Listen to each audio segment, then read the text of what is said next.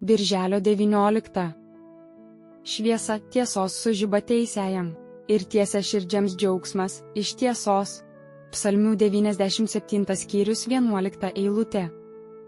Tikrieji Dievo vaikai myli tiesą todėl, kad yra susigiminiavę su ja.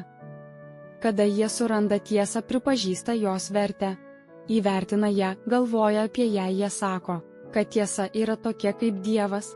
Ji parodo Dievo garbingą gerumą.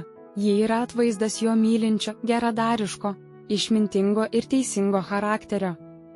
Todėl jie myli tiesą ir Dievą, kuris ją davė, saugo ją savo širdyse ir pastoviai ją studijuoja.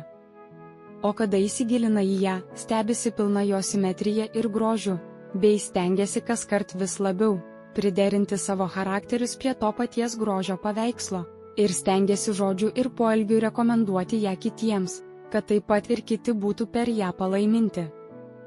Taip kaip natūrali šviesa apšviečia kelią natūraliai akiai, taip ir tiesa apšviečia kelią mūsų supratimo akims. Dievo nutarimas yra atidengti supratimo akis tik tiems, kurių širdys simpatizuoja ir pritarė teisingumo principams. Kitiems tiesa atneštų nuostolių. Tiesa yra palaima teisingiesiems, o teisingieji per ją yra palaima kitiems, todėl jos teikiama palaima pripildo jų širdis džiaugsmu.